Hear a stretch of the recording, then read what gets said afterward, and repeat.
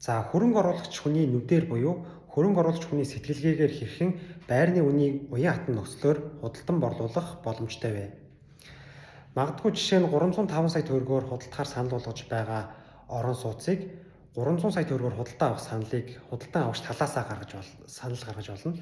За энэ тохиолдолд магадгүй цөөнгүй тохиолдолд худалдаж байгаа талын зүгээс үн буухгүй 305 сая төгрөгөөр л худалдана гэдэг шаардлага тавьдаг.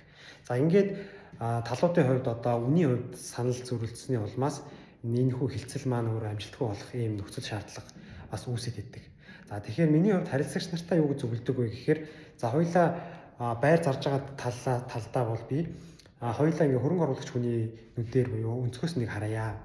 За энэ хүн 300 сая төгрөгөөр худалдахаар санал гаргаж байна. Хэрвээ хоёулаа 300 сая төгрөгийн бэлэн мөнгөтэй байсан бол магадгүй жилийн өгөөч нь 54 сая орчим, сарын өгөөч нь 4.5 сая орчим байна. Тэгэхээр хоёулаа байраа сарын хугацаанд борлуулж чадахгүй бол 4.5 сая төгрөгийн өгөөж олох ийм одоо боломжоо алдчихээн тийм ээ. Тэгэхээр одоо 300 сая төгрөгөөр зараад сарын хугацаанд өгөөж хүртэх. За сар хоёулаа зар тавиад худалдан борлуулаагүй байх цаг хугацааны хувьд адилхан байна.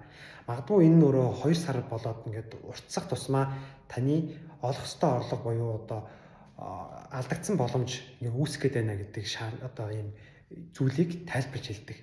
Тэгэхээр харилцагч нарын хувьд мэдээж тодорхой хэмжээнд тооцоол хийгээд нэрээ бас ийм байж болох юм байна гэдэг зүйлийг ойлгодог. За тэгээд тодорхой хэмжээнд бас үн ханш уян хатан болох бас магадaltaй байдаг.